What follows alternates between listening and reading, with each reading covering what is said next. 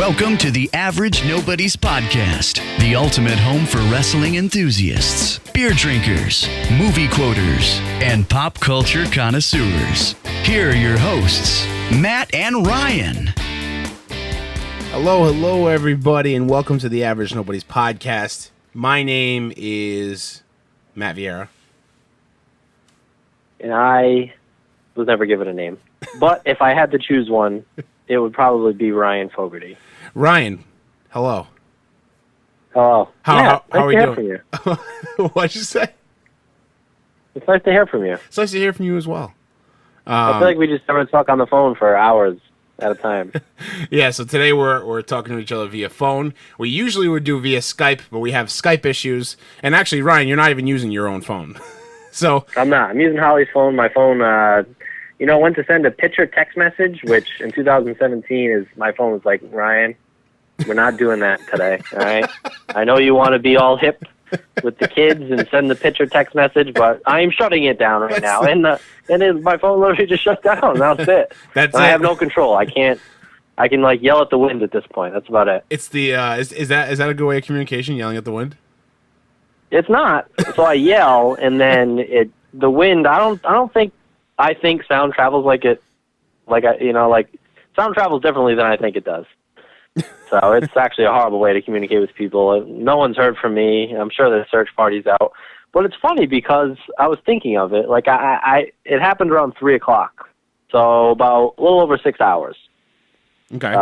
Going incommunicado without my phone, and I'm like, are people trying to get into? You don't think about it when you have your phone because you know. Yeah. You'll just look like, oh, did anybody text me?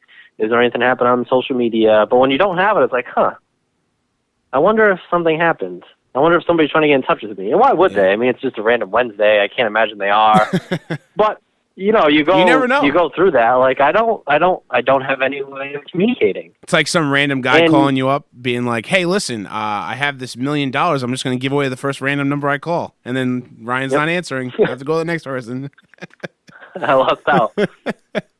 I don't understand people who say it's freeing. It's not freeing to me. No, I'm it's more not worried freeing. when I don't have my phone. You want to know why it's not freeing? It's because we've gotten to the place now where it's so ingrained in our everyday lives. And it's not a bad or good thing. I'm just saying it's just like that's the way it is now. Like having your phone is just the way it is. And like you can be in contact with anybody anywhere in the world instantly.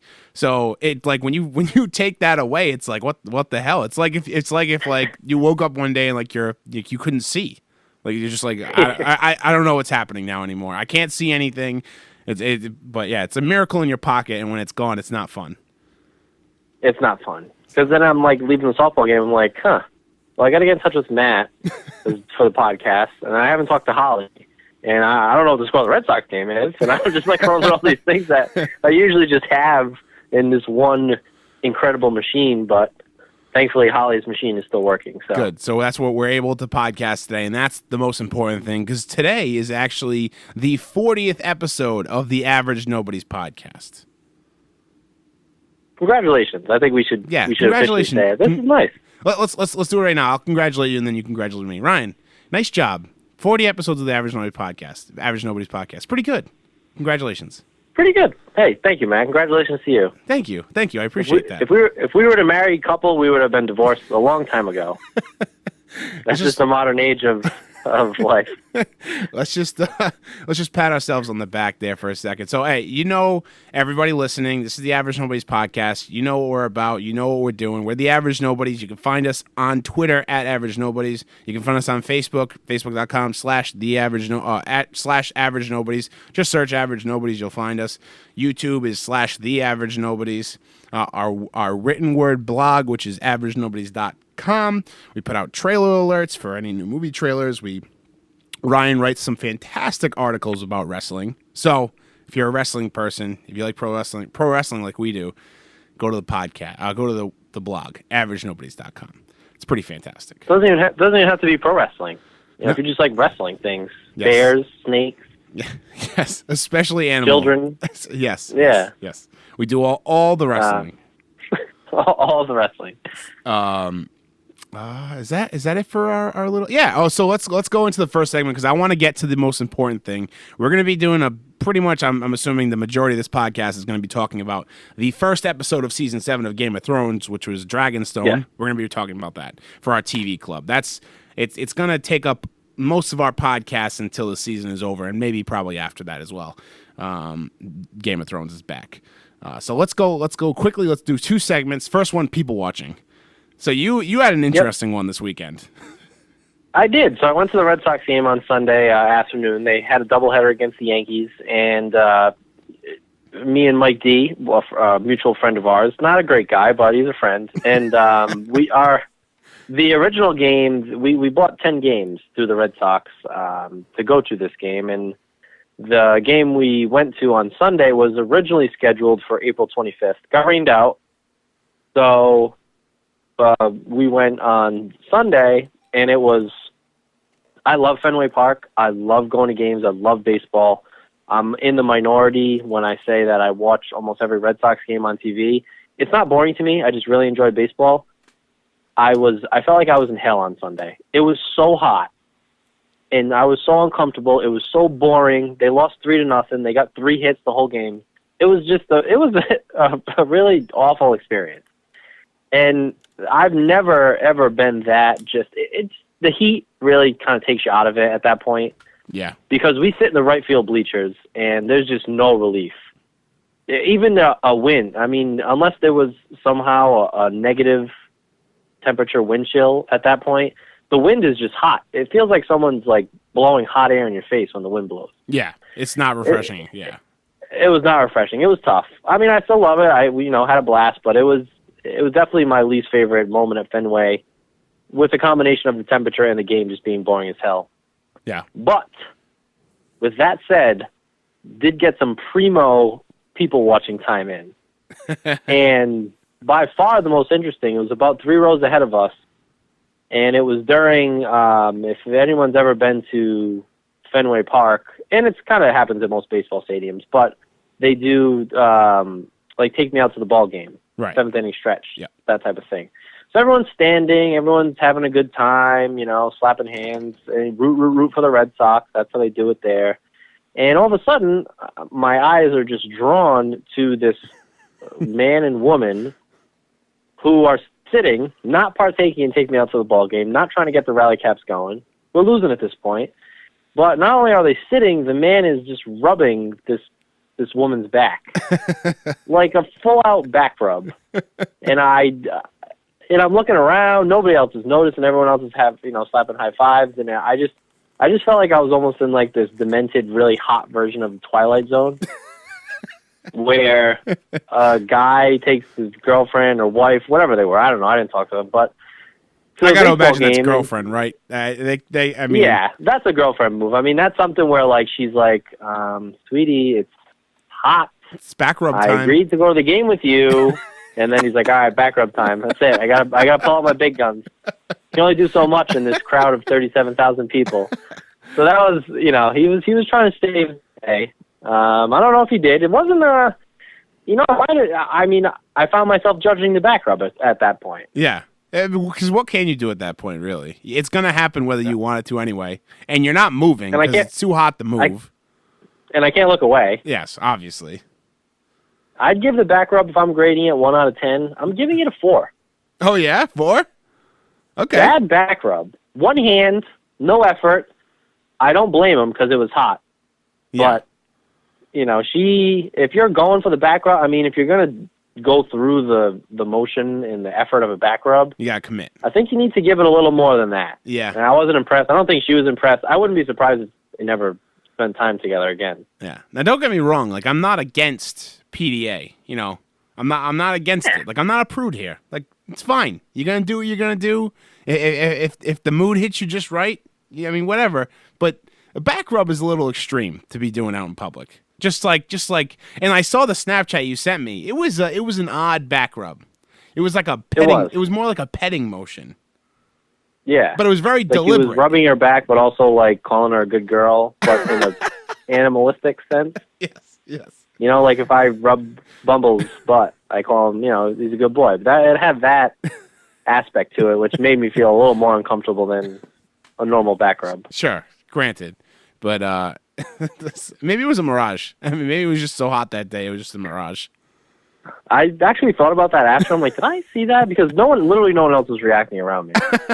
So it could have been like, instead of when I'm really hot, I see water, I see people giving each other back rubs, which is, I guess, better than water. At least I wasn't like leaping forward through rows of seats to try to get water. I just kind of sat back and watched it. Yep, that's good. It's a good move. While you were, I think it was, would you go Saturday to the game? Sunday. Nice. Very nice. Yeah. Well, yeah, it was hot this weekend. It was very hot. It was hot. It was, it seems like it's only getting hotter. I've about had it with this heat. It's like, it's done. the Save the Bay, their air conditioning's broken. So, and for those of you who don't know, that's where I work. And I don't do well in heat. So I literally went into the closet where they keep all like the supplies, and I grabbed the giant fan, and it sits under my desk. And it just blows this wonderful breeze just right at me. I love it. It's the only way I can get through. Is the IT room with all the equipment, that must be cool. No, it's not. You want to know why? Because we have a dedicated air conditioner in there as well that usually keeps the room very cool. And if that was the case, I would take my laptop and just work out of there. But the air conditioner is broken in there as well. It's a separate air conditioner, and that is broken as well. So your mom and I today were running around with fans trying to cool everybody down, like setting them up in the hallways and stuff. So it wasn't... Is there like an electrical problem? I don't know what the problem is. I'm not sure. But I'm not happy about it. Not the ideal time of year. Nope. All right. Speaking about not ideal, let's talk about R. Kelly for a minute. Can you fill in the people and me, myself as well? Can you fill us in on what R. Kelly's been up to? Yeah. So basically, what's happening is R. Kelly owns a couple, or he rents a couple homes, and he has aspiring singers with him, all female singers, which you'd think someone with his history wouldn't do, or wouldn't wouldn't want to go. Yeah, you think? I mean, who knows what's going through these women's minds? But so the parents of some of the women that he has, who are supposed to be aspiring singers, and he's helping them with their career. It's a good gauge of how good he's helping them with their career. I've never heard of them. They're clearly not putting out records or songs or anything. Yeah. But the parents of these women are now coming out saying that R. Kelly's holding them hostage. He's holding them against their will.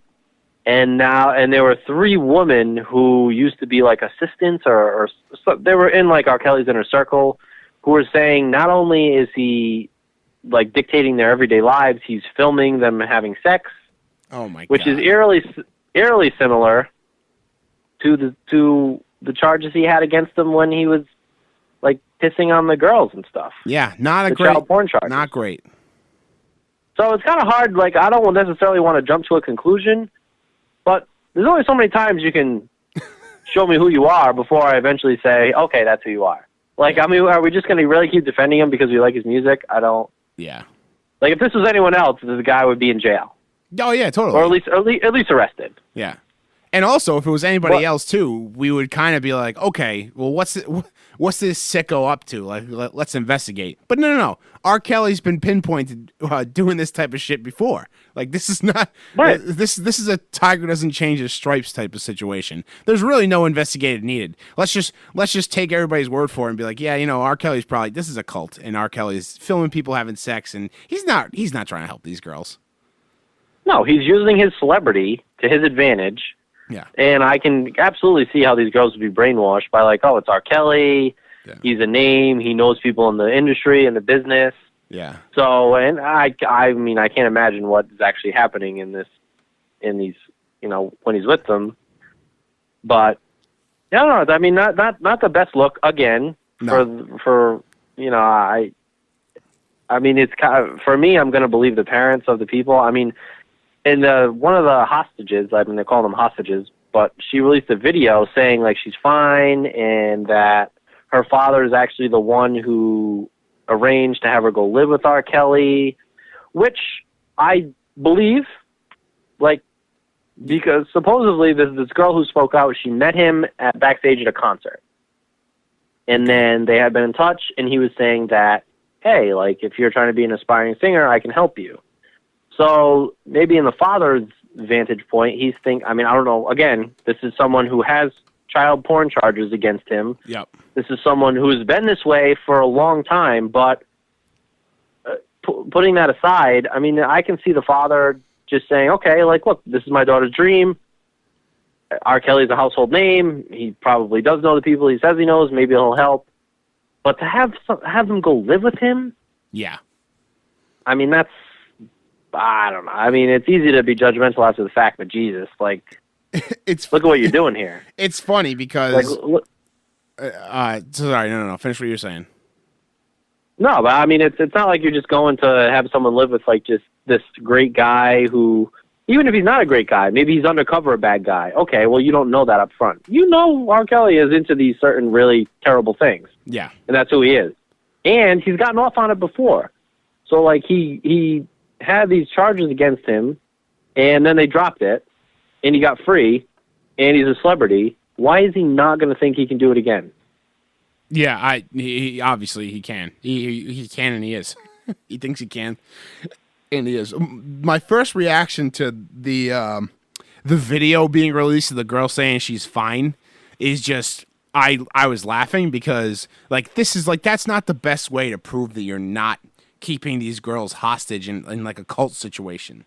Like that doesn't help your case at all. Like this happens all the time. Like, yeah, no, they're fine. See, here's a video. Say you're fine. Say you're fine. If she really is feeling threatened, she probably would just say, yeah, I'm fine.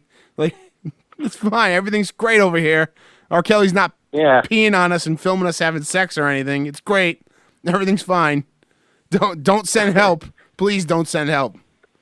You know, like, she's like blinking in Morse code. Yeah, like it's like, okay, well, whatever. But I don't know. If he's like holding these girls against their will, it's not a good look. It's not a good look. It's not. And I mean, I can see, I definitely think something's up. Like, I think he is doing something wrong. And at the same time, I think these girls are kind of brainwashed. Like, totally. If you look at, I've read so many different, like, surveys and polls of people between the ages of, like, 15 and 20. And when they ask people what they want to be in this day and age, it's celebrity, it's famous, it's a singer, it's an actor. Like, nobody wants to be like a lawyer or an accountant or a doctor or anything else anymore. Yeah. They want to be famous. They want to be on YouTube. They want to have a song. They want to be on American Idol. They want to be on a reality show. So if you have an in with a legitimate famous person, which R. Kelly is, like as much as he could be this terrible person, he's famous. Yeah, he is. He is. In the music industry. Yep. So these people are like, oh my God, like I have a legitimate name. It's not this like creepy guy who's telling me he'll be my manager and he doesn't know anybody. It's like, this is R. Kelly. Yeah. I mean, he's a scumbag, but he's famous. Yeah. Yep. But I think it's a little bit of both, and it's sad because, again, never heard of any of these people he has in his house. He can't be doing too much for their careers. Yeah, no, it's he's definitely just using it to his advantage. This is because they've been there for years. Yeah, yeah, no, like not even like I haven't even heard like, oh, this is whatever her name is from R. Kelly's. Like, what does he call his program, or what does he call? You know what I mean? Like, it's not even I don't know. This was recorded for R. Kelly's basement. Oh, that's be a warning. Oh, that's is that not where they great. Recorded that? That's not great. No. Anyway. So, R. Kelly, you're on notice. You know, strike two. I mean, I don't know. I guess this is just strike two for him. I mean, how many does he have a regular strike count like a normal person? I don't think. I'll tell you what though, the average nobody's are on the case. We're on the case, and we got our best guy on it. It's Dave. Yep, Dave D. Got a post that's literally taken me multiple days to edit. We got the doctor on it, so keep your eyes to AverageNobodies.com, and the doctor will give you. That'll be when is it coming? Yeah, it's coming tomorrow morning. His respective. Perfect. Took me a couple days to edit it, so I'm trying to offend the least amount of people. So not easy. So if you're listening to this podcast, the blog post is up, so check it out, AverageNobodies.com. Again, the doctor wrote this. We're posting it for him. So just putting that little disclaimer in there. Little disclaimer, yeah. Before we get on to Game of Thrones, I want to talk about something else. Game of Thrones. We're giving away right now a Jon Snow pop vinyl. If you guys have ever seen those little toys, there's like little pop figures. Jon Snow. We're giving it away. If you go to our Twitter account, you'll see a pinned tweet. You can go there. If you follow us and retweet the tweet, then you're automatically entered to win. We're going to draw the winners during the second episode of season 2. So that's this Sunday, depending on when you're watching this. So it's the second episode. So you have until that day to get your entries in, and we will announce the winner via Twitter the next day or that night or something like that. And then we have another giveaway to get in. So make sure you enter both Jon Snow right now, and then we have a Daenerys one coming a little bit later down the road. So, yeah. So, all right, let's get into it. Game of Thrones, Season 7, Episode 1, Dragonstone. Ryan, the cold open. I went to the Red Sox game on Sunday afternoon, got home, and watched the finale of last year. Yes. Which is still one of my favorite episodes. I mean, so much happens. They really sped up. I mean, Game of Thrones is known for really slow-moving storylines because they just have such an expansive universe. I mean, George R. R. Martin has created this not only wonderful but just vast universe of places and characters and story arcs. But the finale really put a nice bow, a temporary bow, on what we could look forward to this year. And then the cold open with Arya was just beyond expectations. It was incredible. It was so great. I loved it. I mean, at first I kind of thought it was a flashback. Yeah, so that's what I was just gonna say. So my brother, I was watching it with my dad, my brother, and my mom. All four of us are all caught up. Like we're Game of Thrones watchers. We usually watch together. I think either my mom or my brother goes, "Oh, it's a flashback. It's a flashback." I go, "No way, it's a flashback. It's definitely Arya with Walder Frey's face just on top of hers. It definitely is." And it was. It was incredible. That was incredible. I mean, I love the progression of Arya the serial killer. Yep. And I mean, that's really what she is. Yeah. But they did such great background work with her that it's justified in your eyes. I mean, this also Walter Frey's a scumbag. Yes. And his family's a scumbag. Yes. So I'm not the saddest to see them go. No, definitely But not. I just thought it was so well. When I knew, I mean, it sounds like you knew way before I did, but once Walder Frey, a.k.a. Arya, had mentioned that he had gathered all the Freys together, I'm like, all right, something's happening here. And that was actually a foreshadowing of the rest of the episode. A lot of puking and shitting in this episode. Yeah, a lot more than I'd like, but it really hit home the point of how shitty Sam's job is. No pun intended. But just to go back to the beginning of the cold open. So when Arya is sitting there pretending to be Walder Frey, I love, and this is something they've done, like you said, like in the last few episodes, like they've really kicked it up a notch as far as like how fast the story moves. I love how Game of Thrones does the progression of like the oh shit moment, and then the progression of like oh shit, and then how it escalates. So like the first oh shit moment was oh shit, Arya is Walder Frey.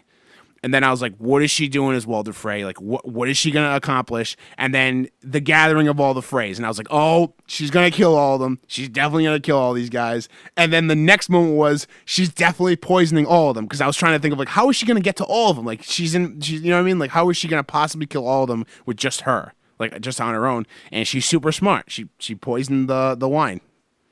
It was amazing. It was just perfect. And so satisfying, too. Yeah, it really was, because again, Walder Frey is not this, character that you're rooting for. You kind of want something terrible to happen to him. Yeah, and I love the progression of Arya, and now that faceless man that seemed drawn out to a lot of people makes sense. Like she needed to spend a lot of time there with him to develop this persona to be able to pull something like this off. Yes, because that's a major. Like it's one thing to like feed Walder Frey his son in a pie. Yeah. But it's another thing to impersonate the man himself after you've slit his throat, and then kill his entire family, and then kill his entire family. I mean, that's as impressive as it gets. Yeah, and then just to continue with Arya's storyline on this episode for a second. So she's traveling along. She's going to King's Landing, and she sees the Lannister army, the little like sect of the Lannister army, who is included in that was Ed Sheeran, as a little cameo. I honestly didn't see what the big deal was. Apparently, people did not like him playing that cameo, which I don't understand. He didn't affect anything. He barely said 2 words the entire time. He was just there. I mean, he got a lot of camera time because he was kind of sitting right near Arya, but who cares? Like, who really gives a shit? People were like freaking out about it. That's like the weirdest thing for people to freak. That's the weirdest thing. Well, the show's good when that's what they're complaining about. Like, that's the only thing I heard complaints about. So the show's good. Because people are going to find some issue with something. So if they're going to complain about that minor cameo, which from what I've read is that Arya, Maisie Williams, is a huge Ed Sheeran fan. So he took that literally took a week of filming to do that scene. Really? And he took a week out of filming his his tour, whatever, composing his new album, and or his tour to do that. Because she's such like a huge fan, and he's a big fan of the show. So God forbid the guy does something nice. I actually saw him the night before. I saw him on Saturday in concert, and he was awesome. First of all, he was fantastic. One of the best concerts I've ever been to. But he kept saying on stage, like he kept saying about how he was going to relax on Sunday and like all this stuff. And he didn't say anything about Game of Thrones, but then obviously I saw him on Game of Thrones. I'm like, oh, he was definitely just gearing up for Game of Thrones. He like took the day out of touring. Like he was just like going to take that day and watch Game of Thrones and like hang out. So yeah, he is fantastic in concert. Holly and I saw him last year. He's a performer. Yeah, some people are just, you can tell, are just really good. But I personally had no issue with him being Game of Thrones. It's not like, I just don't. I don't get it. I don't understand the backlash. I don't know. I mean, I think we can kind of like expand on that maybe as a closing after the TV club, because I think there's something to be said for celebs being on Twitter. Yeah. What did you think? But I don't want to. Yeah, we can. What did you think about when she asked them like what is she doing going to King's Landing, and she said she's there to kill the queen? What did you think was going to happen? Like, did you think she was going to like take arms and like, because she was, as she sat down, she was like taking into account who had their swords on them, who didn't, you know what I mean? Like what kind of weaponry was around, how fast she could kill everybody before, you know what I mean? Like if shit hit the fan, did you think she was going to take arms and like kill everybody, or you think she just said it because like how ridiculous that sounds coming from this little girl's mouth, which ended up, that's what happened. Yeah, I mean, after the opener and after what she did towards the end of last year, I was expecting her to just murder everyone again. But she's kind of shown that she's at her best when she's kind of like a chameleon, when she blends into her surroundings as someone else. Yes. So I think because she's obviously planning these things out. She's not just going in with a suicide wish, like, oh, I'm just going to kill everyone and whatever happens, happens. I mean, she did all the training with the Faceless Man. So I think when the time comes to do things like she's done with Walder Frey, she'll have a plan to do it. Sure, but I also don't think she can help her instincts. Yep. She's always going to be sizing people up. She's always going to be looking at who's got what, how can she defeat them. And if push comes to shove, boom, she's got a plan in her mind to do it. But I think that'll be a last resort when she is Arya. Yeah. She's not going to try to go through the wilderness and kill, a dozen Lannister soldiers. As much as she'd want to, she's smarter than that, and she knows that's not going to happen. Yes. And her end goal is going to be to kill the queen, and in order to do that, you got to stay alive. So you got to be smart about it. Got to stay alive. That's key for that plan. Who do you think she comes across next in her journeys? I kind of would want her to be reunited with the Hound. Yeah, I think that would be interesting. And is it Beric Dondarrion? I think that's how you say it. Dondarrion, yeah. what's the name of his? It's the thing of brother. The Brotherhood Without Banners. The Brotherhood Without Banners. I'd kind of like to see her, meet up with them. I mean, she doesn't have many allies left. Yeah. The only problem is I think that like she obviously wants to be very on her own, right? But and I know the Hound is kind of a changed man, but let's be real here. Arya and the Hound both have they both have fish to fry in King's Landing with people who are very close with each other, being the Mountain and Cersei. Like they both are going after literally the same person. If Arya is gonna get at Cersei, she's gonna have to get by the Mountain because he doesn't eat, sleep, or anything besides just protect the king, protect the queen, and smash people's heads in. Like that's all he does. So she's gonna need somebody. So that'll be interesting. So to see, like, I guess we'll have to see like what the Brotherhood Without Banners direction is gonna be, because they're kind of just like floating in the wind at this point, right? I mean, they're talking about the White Walkers. They showed the Hound through the fire. That they're storming on that castle that's near the sea and the wall. That's where like the where Tormund is going. Is that his name? The guy with the red beard. Tormund, yeah. Yeah, Tormund. That's where he's going with his the wildlings and whatnot and the free folk. They're going to man that castle, but that's where the White Walkers are going to hit first. So that's interesting. So I don't know, but Arya is one of the most fascinating characters right now in Game of Thrones. I'm super excited for her. Who do you want to talk about? Whose storyline do you want to talk about next? One of the ones that really intrigues me, and it was just kind of minor. They didn't focus too much on it. But Jaime and Cersei. Yes. Because he's the Kingslayer. He's the one who took down the Mad King. And, I mean, if she's not the definition of the Mad Queen, I don't know what is. Yes. After last season's finale. And the look he gave her, when he finally had a chance to talk to her, and she just didn't even want to talk about Tommen's death and anything. She just moved on already.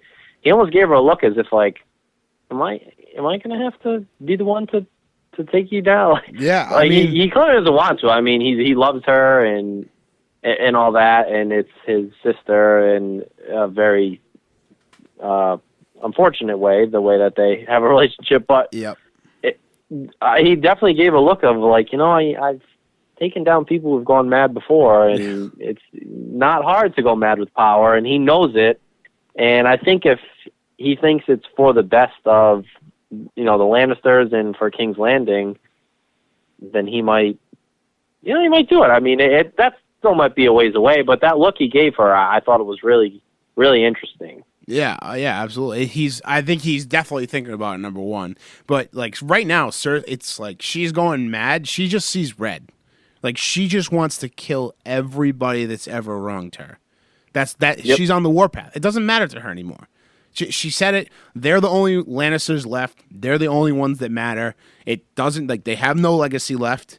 Like that's it. Like, it ends with them and Tyrion, but in Cersei's mind, Tyrion's already dead, and she plans on killing him. So, I don't think she cares. She has no regard for her own life, or the kingdom, or their armies, nothing.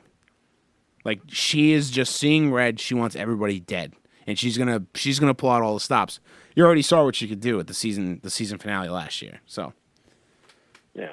And losing all her children now, I mean, what is she living for? Yeah. There's no heirs. There's no... Yeah, exactly. That's it. She's not living for anything, which makes her even more dangerous because she has nothing to lose. Yeah, nothing to lose. Yeah. And speaking of like Cersei's her scene with Jaime and whatnot, so you got Euron Greyjoy, who is the uncle of Theon and Yara. He shows up at King's Landing with his ships because Cersei invited him. It still amazes me how they can get messages to people so easily and quickly. I mean, I understand they're sending them through pigeons. I still don't get that. But anyway, honestly, that might. Birds. Jon Snow got brought back from life. People can make their swords catch on fire. But I think still the most unrealistic thing. There's dragons, but still the most unrealistic thing about Game of Thrones is that they talk to each other via fucking ravens. I agree. So anyway, so Euron shows up. He wants to team up with Cersei. He wants a queen. So he wants to get all up in, slip into Cersei's DMs. You like that? Did you think I was going to go somewhere else with that? I did. I was afraid of what was going to happen. I was pleasantly surprised.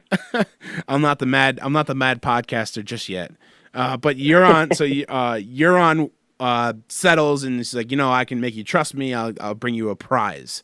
Now, this is a highly debated topic between my parents and me, my brother, and Lindy as well. Because last night Lindy came over to my parents' house for dinner, and we were talking about Game of Thrones.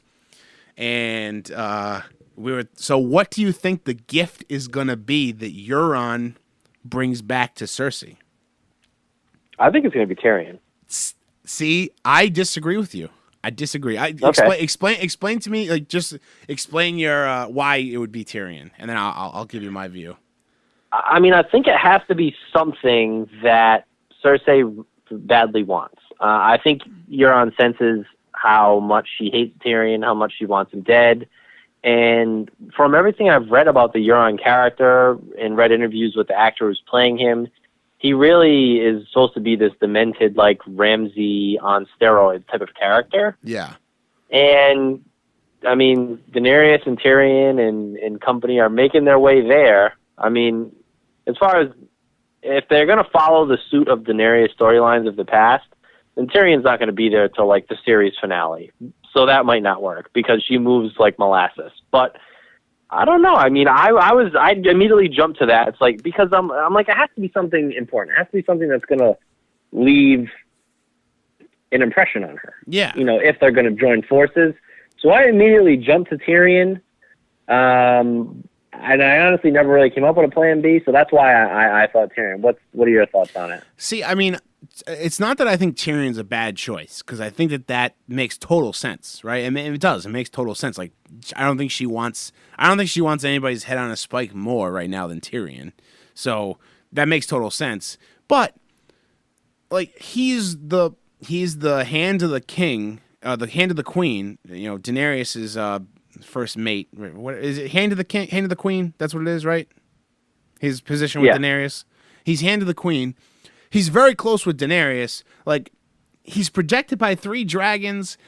It doesn't make sense that they're just going to stroll up in there and pluck Tyrion and then head back. Because obviously Daenerys probably is not going to be killed this early. I mean, I don't think. You know what I mean? So, and like all this buildup with her army and, like now that she's with the Tyrells and with Theon and Yara and, you know what I mean? Like, it doesn't make sense that they just stroll up and... you know what I mean? Like, it makes sense that is the one like little prize that, literally little prize that he could bring her like the most joy and like that would make her happy. I just don't know. I mean, it could be a number of other people as well that have wronged her. Like who knows? It could be like a throwback reference. Also, how does he know what's going on? Like, how does he know like all this? All these things. He knows about Tyrion, obviously. He made all those little jokes about you should kill your brother sometime. It's great. Like, you should try it sometime. I thought that was hilarious. He either talking about Tyrion or talking about Jaime. Like, that could have gone either way. I don't think he cares either way. Yeah, but I don't know. Like, it's going to be tough. I mean, like I said, Tyrion's not a bad choice for that, but I just think that it's kind of weird, and I'd be very interested to see. And also, I guess it depends on how fast he returns to King's Landing. Is he going to be, now is Euron just going to be like gone the entire season like last season, and then come back, and then just come back at the end and present Tyrion? Because then that makes sense. Like, I could say, yeah, maybe the whole season like happens, he fights Daenerys the first time, and somehow he sneaks away with Tyrion, but I don't know. What do you think it's going to be? You think he's going to have more of like ships or? I don't know. No, I don't think it'll be ships. I think it'll be a person. I think it'll definitely be a person. I just don't know who. I mean, honestly, it could be Sansa. Yeah. I would more likely think that Sansa would get like taken. Also, you got to remember, anything can happen at Winterfell right now with Peter Baelish. Littlefinger, yeah. With Littlefinger there. You have to remember that. He is constantly in control. He is constantly has the upper hand. He has something on Jon Snow now. Like, he saved the day. Like, his army saved the day. This is a guy that started from nothing. Literally did not have a family name. Created his family name. Created his own crest, and now he has a castle and an army. A pretty formidable. It's hard army. not to. I mean, I understand he's devious, but it's kind of hard not to respect that. Not that you might not root for him, but and technically, I totally respect Littlefinger. I think he's kind of he's a total asshole and he's a real dick, but I definitely respect him. I personally think he's either going to be on the Iron Throne at the end, or he's going to be the consigliere or the hand to the whoever is there. I could not agree more. I think that he's going to be the one on the throne. I really do. I really do. I just, there's something about him that, like, his arc has come, like I was just saying, came from nothing, and look at his trajectory now. Like, I don't know. He could just sneak in the back door and take it. Yep. And you got to imagine, too, like, he's probably still talking with Varys. Varys has his ways, and he's probably still in connection with Varys. Absolutely. Yeah. So I don't know. That's another guy. Like, you can't really trust Varys. I understand he's kind of like gone full face now, and he's kind of helping out Tyrion and Daenerys now, but you never know. You never know. He goes with the side that suits him. So. You know. Yeah, I mean, I don't know. That's going to be a very interesting thing to Euron's journey this year, and how long it lasts, what it is. I'm very interested in it. Depending on how long it lasts, will be very telling about who he brings back or what he brings back as a prize is. That'll be very telling. It could change. All right, let's head over to the Citadel. Let's go see Mr. Tarly. He has a pretty shitty job. I'm not even trying to make a joke there. It's not great. No. Just lots of but shit. I'm glad they... lots of shit. I'm glad they didn't just kind of, like, make him the Meister, though. You know, like, that there has to be a process for that. Yeah. And if it's cleaning up shit, then that's it. I mean, he wants to learn. He wants to read books and not fight Hey, he could be fighting the White Walkers and the Wildlings and everything else out there. Yeah. I'm pretty sure he'd be happier cleaning up shit than that. That's very true. It's very true. I'd rather be cleaning up shit, I think. Very graphic also, like, you know, big logs of shit in these, like, bedpans. Very graphic. I feel like we could have just took their word for it. That he's doing it. Yeah. Oh man, it was bad. That was bad. And like the sound effect of the people in bed just like shitting into the bedpans, like gross. And of course, Game of Thrones would make it into a montage. Yeah. Oh my god, that was amazing though. Every other show, that was, yeah. It really, like, I was just talking about Schwartz with this. He's like, it was a little much, like too much, like shit and everything. And I was like, but it really hit home that he is like the lackey right now. He has no control. Like, it hit home. Like, that was gross. Like, I want no part of what he's doing. No. Yeah. So I was like, I thought it was gross, but it was kind of genius editing the way they did it. The like over and over again, the repetition day in, day out. It also showed a passage of time. This is what Sam's been doing since he left Jon Snow. Like, he's just been cleaning bedpans and putting books away. Yeah. And they even sped it up, like, based on what was happening. Yeah. Like the shitting and stuff got faster. Yeah. Yeah. And it was also another interesting part of this was it put you in Sam's shoes for a second, because as the cuts got quicker and it went through his day over and over again, it got closer and closer to where he was cleaning the bedpans and when he was eating. So it made it seem, you know what I mean? Like, imagine cleaning that all day and then having to eat something that looks exactly like the shit you were just cleaning out of a bedpan. You know, like, it's like, yeah. You're probably not going to be hungry. He's not eating these 5-star meals. No. So it was like, oh, gross. That's like the same shit that he was just cleaning out of the bedpan. That's disgusting. I want no part of that. But he's one of the most important characters right now. He's flying, again, totally ridiculous. He's sending a raven to Jon to let him know that there's dragonglass over at the Targaryen castle where Daenerys ends up. But he's going to be the one that saves the day. I mean, really, I think. Or at least tries. He's gonna be like the closest one. Yeah, I mean, because the dragonglass is the key. Yeah. So I mean, if he's finding these reserves, that's huge. Yeah, and I wonder if I know that like dragon glass is not a secret, but the secret is that it kills White Walkers, right? Like that's the big secret. Mm-hmm. So Right. I wonder. It's not that it exists. It's that that's the ultimate weapon for the Great War. Yeah, so Daenerys must know like that there's dragon glass at her, like it's built on dragon glass. Like she knows that. Because that's where she is, right? Yeah, she's at her home. Like that's where. Well, so we know that place is the place where Stannis was held up for a while. That's where like his castle was for a while. But before that, it was a Targaryen castle.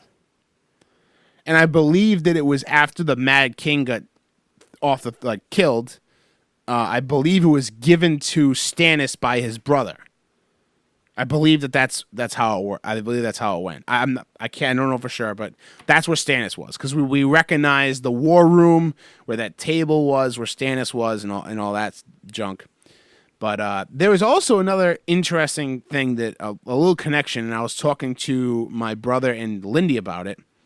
The dragon glass, considering that dragon glass is all over that place, it could be the cure to what Jorah has. The rock skin or whatever the hell it is. Did you hear about this or did you read about this theory? No, but it was a grayscale he has. Yeah, whatever that disease is, it's like the rock man. He turns into like a rock person or whatever. It's not actually rock, but so what? But what the theory is that the only person to ever survive, like on record, to ever survive that that disease was Stannis' daughter. She was burned alive, but Stannis' daughter had it on her face, but it stopped. It didn't like spread and kill her, right? She lived her entire life in this castle, basically made of dragon glass, like sitting on dragon glass. Yeah. You know what I mean? So now you have Jorah at the Citadel with Sam, and they just kind of met. Like he like stuck his arm out and like scared the shit out of me and fucking Sam. Like that I was scared the shit out of me. I jumped a mile. So like he's trying to study dragon glass. Jorah might need some dragon glass. That whole thing. I think there might be a connection there. I think that theory has some legs, if you will. And it would make sense too, just based on where they are.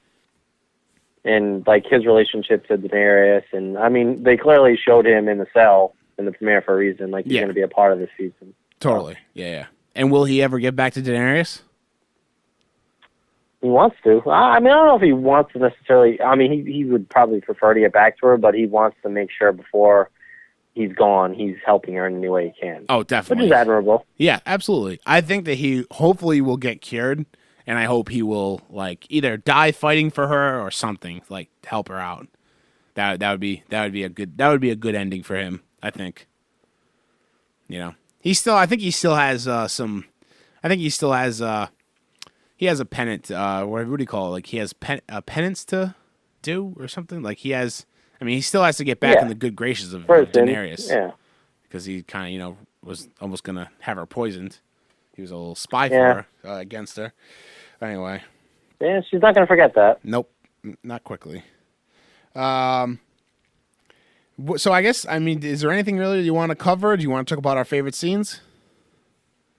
Yeah, I mean, there was just so much to love. The opening and the closing scene were just so good. Yeah. Like, the Arya Walder Frey was really cool, but then the Tyrion, like, shall we begin? At the end was really cool. Yep. It's even like the little things like the White Walkers walking and now they have the giant. Yeah. Just the little attention to detail that, like, oh, that's right. I mean, that's not ideal for anybody. Yeah. And now you gotta fight dead giants. Yeah, and for hopefully this was Benjen Stark. Like, was that this episode? Or was that the end of last season? That where he hands Bran and what is the other girl's name over to the people at the Castle Black. I think it was the end of last season. It was the end of last season when he like lets them in. Yeah. Okay. Well, anyway, so I mean that's going on. You know, Bran is he's connected to the trees. Yeah, the White Walkers marching. I mean, we're finally getting to winter. What winter means, you know, the winter war with these guys. It looks like the free folk are gonna be the first people to have to battle against them, which is not great because I don't think any of them have dragon glass. or really kind of sending them out to the slaughter. Or Valerian steel. I feel like none of them have that. So they're not in a great situation right now. I think my favorites. The whole episode was fantastic. Like, what a start to the season. Like, if this is any indication of how the season's going to go, then this is going to be one of the best seasons of Game of Thrones. It's just the way it's going. I think my favorite scene though is and I love the Hound. So this is bias, but I love the scene where they went back to that farmhouse, and he like obviously didn't want to go back there because he stole those people's silver, and like left them basically to die, which they did. And then he went out back and like buried them and whatnot. But I kind of like how the Hound's character is like did a 180, and he's kind of like he's still badass, but he's kind of like sick of the way he's been acting and like sick of the way the world is. And obviously after like when Ian McShane, Brother Ray, got hung from his own the little building they were building last season, he's kind of like the world is fucking terrible, and I just don't want to be like add to that terribleness. So he just wants to be, I don't think he's going to be 100% a good person because he also did cut those people's heads off last season. So, you know, there's that. But, you know, he buried these people. He felt bad. He does have a conscience. And I love the Hound. Again, totally biased. He's my favorite, one of my favorite characters, if not my favorite character. So I love that scene. I thought it was cool how he saw into the fire and all that. He's kind of like coming around to believing in the Lord of Light. So... Yeah, that was big, and then like even looking in the fire and seeing like the Great Wall with the White Walkers, and that a lot of good character progression for him, and it's nice because it's someone that you've always rooted for, the Hound, even when you didn't necessarily want to root for him. You were like, if he just kind of showed a different side, and I think being with Arya for a while helped. Yeah, definitely. I mean, he still has that vicious side, but you have to. You don't survive that long in this world. You're either a Littlefinger or you're a Hound. Like you can either convince people with your words or you can chop their heads off. Yep. And if not, you're already dead. I mean, it's happened to great men like Ned Stark's gone, Robb Stark's gone. Yeah. Like I mean, you if you want to survive in this world, yes, you can have a little bit of compassion. You can be a little world weary, but you need to get to that vicious side, and you can't. For the most part, cannot trust other people. That's a great comparison. Like that's literally both ends of the spectrum on the for type of characters. Like you have Littlefinger or you have the Hound. Like that, those are two opposite ends of the spectrum. But now you see the Hound's kind of like mixing a little bit. But I think Littlefinger's still on that end of like he can talk his way. He's just like he's just like playing chess while everybody else is playing tiddlywinks. Like it's not even checkers. It's like he's just he's so many moves ahead.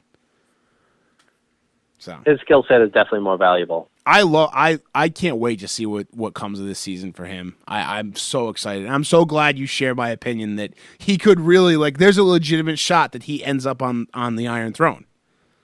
Oh, absolutely. Yeah. I mean there's no it's like more likely than not, I think, at this point.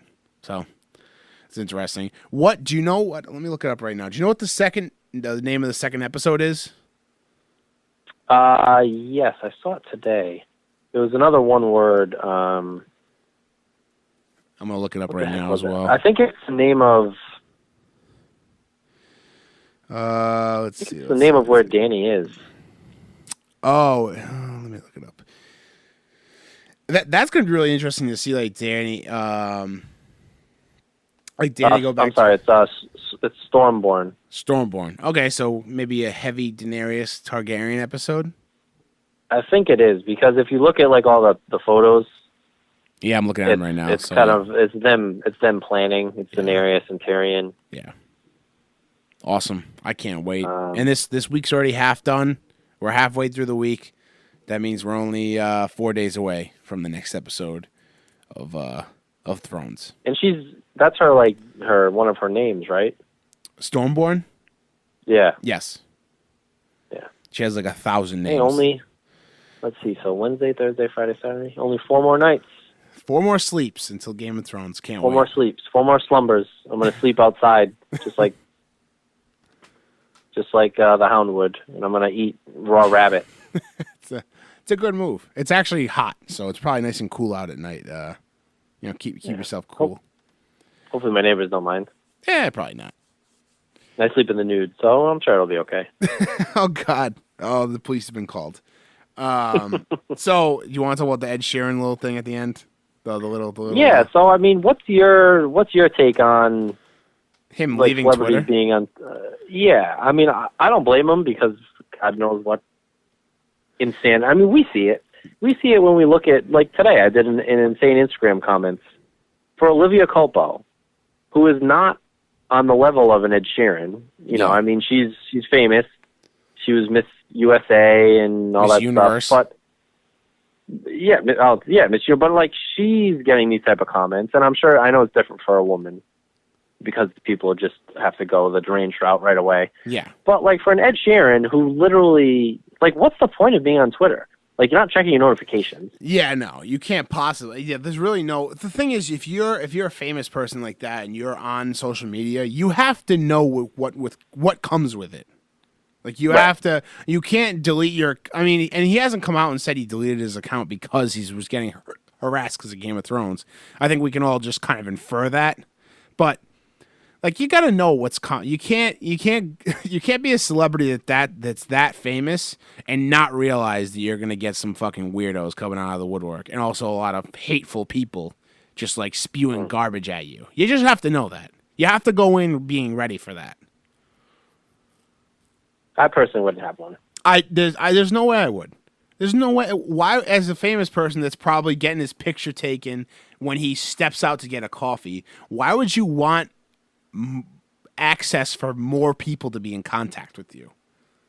Right. You know, life's in the public eye. Why So you already can't leave the house without getting chased down by paparazzi and adoring fans and also insane fans. So why have something where you can put out so people can reach you easier? No, I'm good. If I'm him, I'm no. So you don't need social media. Everything's told to you. There's no way you need social media.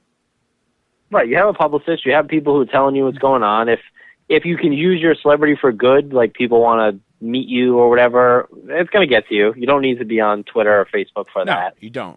And every other interaction is going to be probably negative and horrible. So Yep. Well, Ed Sheeran, that's my take on it. I mean, for Ed Sheeran, it stinks because, everything I've read, he was doing Maisie Williams is solid and literally did not affect the plot or the episode at all. No. And to get that much hate on it it's foolish. But like you said, people need a reason to hate, and that's I'd rather them focus on that than try to pick apart some awesome part of the plot that for some reason they didn't like. So yeah. So maybe next week we'll get Adele, and then they'll hate her, and it's just the British pop star thing just keeps going. It's only 7 episodes. We can find 7 British pop stars. Definitely. Harry Styles could be in there. Speaking of Harry Styles, he's in Dunkirk. Is he? Supposedly. That's what Lindy says. I did not read this anywhere. I also don't really have my news antenna out for Harry Styles, so I wouldn't really know, but apparently he's in it. I don't think he has a great role. I was like, you want to see Dunkirk this weekend? And she's like, yeah, Harry Styles is in it. I'm like, well, also Tom Hardy's in it, and a bunch of other, a guy that won an Oscar, and a few other people that are also good actors. But yeah, Harry Styles too, I guess. Yeah, it's a Christopher Nolan war movie. So yeah, it's Christopher War. Yeah, I heard it's fantastic. I heard it's beautiful, it's shot beautifully.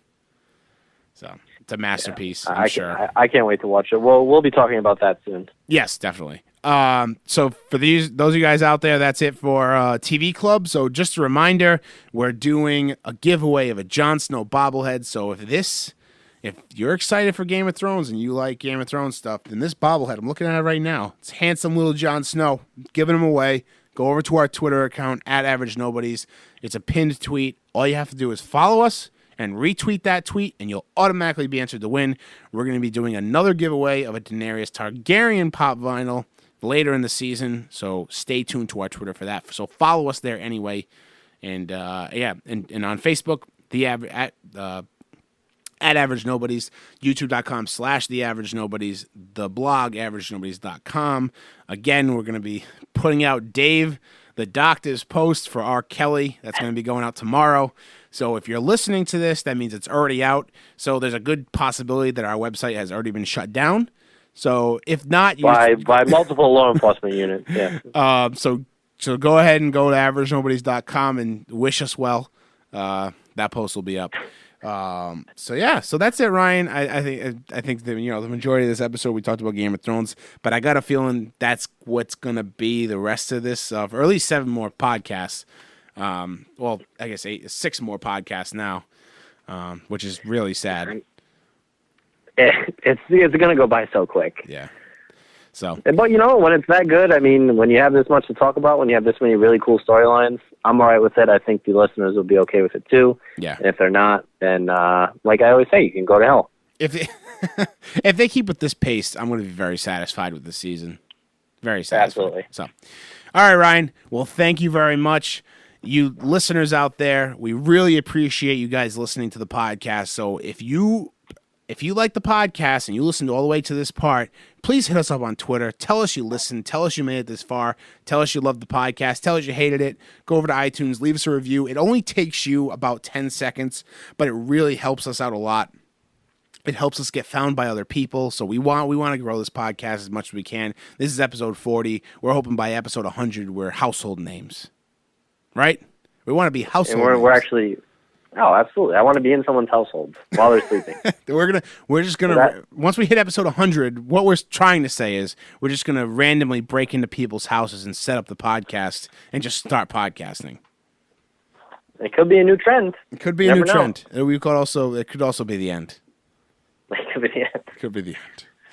Well, all right, Ryan. I'll talk to you soon. And everybody, thank you for listening. That's it for the Average Nobody's podcast. We'll catch you next week.